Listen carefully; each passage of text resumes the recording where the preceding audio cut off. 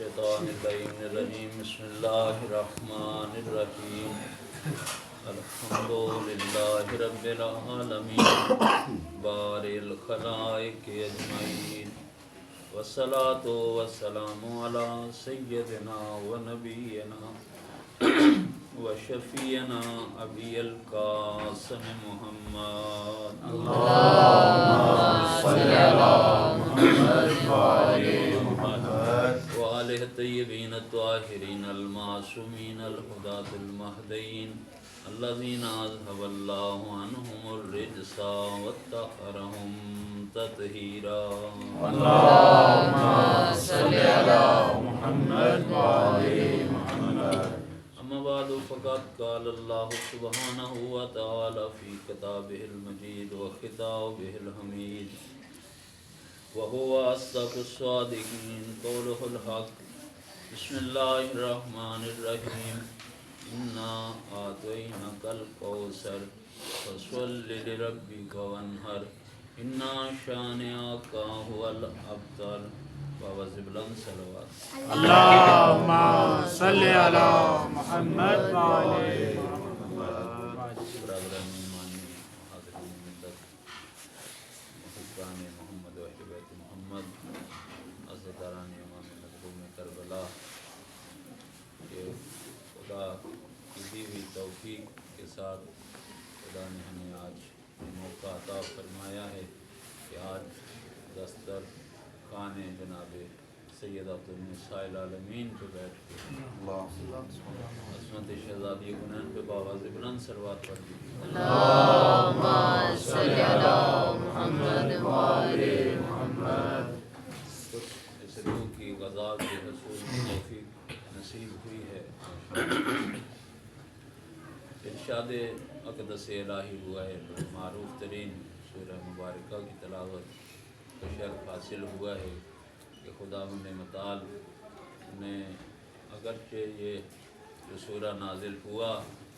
اگر وجود کے اعتبار سے بہت چھوٹا سورہ ہے مگر مطالب و مقاصد کے اعتبار سے گرامی ترین سورہ ہے ارشاد ہوا انا آتیناک الکوثر اے حبیب ہم نے تم کو کوثر عطا کی ماشاءاللہ فصلی لربک وانحر بس تم اپنے رب کے نام سے نماز پڑھیے اور قربانی دیجیے انا شانئک هو الابتر بے شک آپ کا دشمن دم بریدہ ہے منقطع نسل ہے اور ابتر رہے گا اور پھر انسانی تاریخ کے اندر آج اس ہست و بود کے اندر پھر دنیا نے دیکھا کہ جب پیغمبر کو اللہ نے وہ دو بیٹے عطا فرمائے اگرچہ انہی مناسبت سے میں گفتگو کر چکا ہوں کوشش کروں گا کہ کچھ مطالب آپ کے گوش گزار کر پاؤں تو وہ دشمنان اسلام وہ دشمنان دین وہ دشمنان پیغمبر خدا خوش ہوتے ہوئے جب اللہ نے دو بیٹے عطا فرمائے اور دونوں مشیت پروردگار کے ساتھ خدا نے واپس بلا لیے تو وہ خوش ہوتے ہوئے نعرے لگاتے ہوئے پیغمبر کو ابتر کہتے ہوئے خانہ کعبہ تک آئے تو روایات گواہ ہیں تاریخ گواہ ہے اہل دانش احباب تشریف فرما ہو تاریخ سے وابستہ شخصیات نظروں کے سامنے بیٹھے تو پھر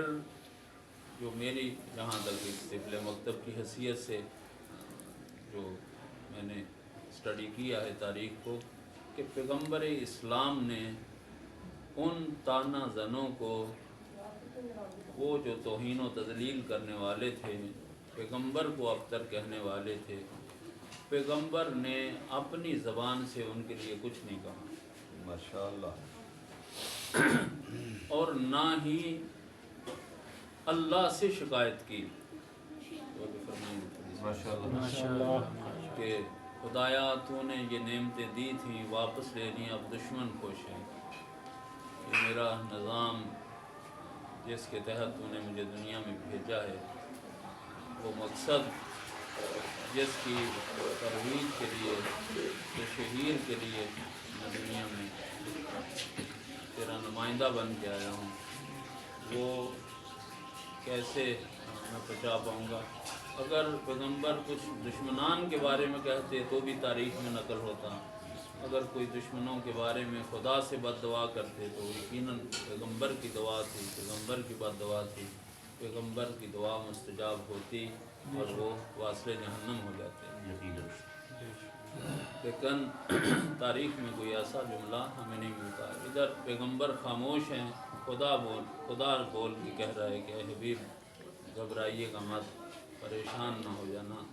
انا اعطیناک الکوثر، ہم نے تمہیں کوثر عطا کی، کثرت نصر عطا کی۔ اگرچہ یہ ایک جملے پہ بحث ہو تو پھر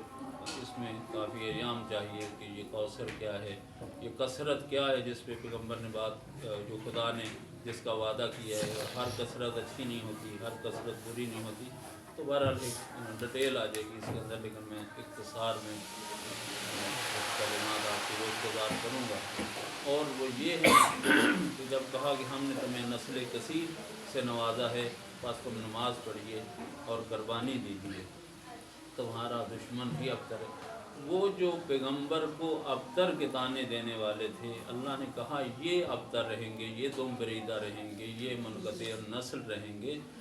تو وہ جو پیغمبر خدا نے پھر یہ جو نسل کثیر کا وعدہ کیا، اللہ نے اس نسل کثیر کے لیے پیغمبر کو ایک بیٹی عطا فرمائی۔ عظمت شہزادی حنین پہ باواز بلند صلوات کریں۔ اللہم صلی علی محمد وعلی محمد۔ میں بارہا یہ جملہ کہہ چکا ہوں کہ جو فلسفہ معراج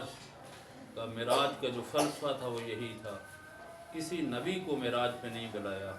اور پھر جو کہا کہ سبحان الذی اسری بعبدہ لیلا من المسجد الحرام الی المسجد الاقصی، کہ بابرکت ہے وہ ذات جو راتوں رات لے گیا اپنے عبد کو، اپنے محبوب کو، تاکہ وہ کچھ نشانیاں دکھائے۔ تو مفسرین نے اس پہ بحث کی ہے کہ وہ نشانیاں، یہ پیغمبر کی ذات وہ ذات ہے کہ نور پیغمبر اول مخلوق ہے۔ تو جو فرمانے خود پیغمبر فرماتے ہیں کہ اول ما خلق اللہ نوری، اللہ نے سب سے پہلے میرے نور کو خلق کیا۔ جب اول مخلوق یہ ہے، اول نور یہ ہے، تو پھر پوری کائنات ان کے سامنے بنی ہے۔ پھر خدا انہیں کیا دکھانے کے لیے لے گیا؟ اصل میں جب مباحث ہوتی ہے تو یہی نتیجہ نکلتا ہے کہ اللہ نے اس نور سیدۃ النساء العالمین کو تفویض کرنے کے لیے بلایا اپنی بات میں۔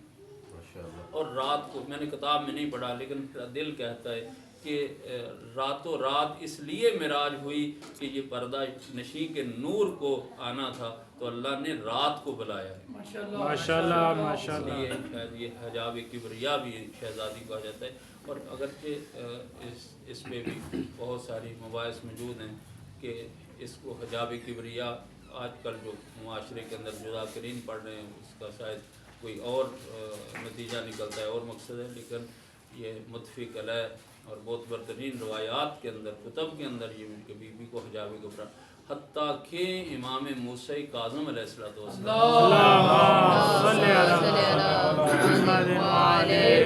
ارشاد فرماتے ہیں کہ پیغمبر قبل از وفات کے چند دن پہلے بلایا اصحاب کو، اکابرین کو،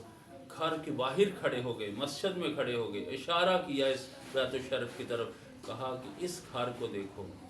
یہاں اللہ کے اسرار پوشیدہ ہیں، یہاں فاطمۃ الزہرا اللہ کا راز ہیں، یہاں مولا امیر المومنین اللہ کا راز ہیں، یہاں امام حسن و امام حسین اللہ کا راز ہیں، یہ ہستی ہیں۔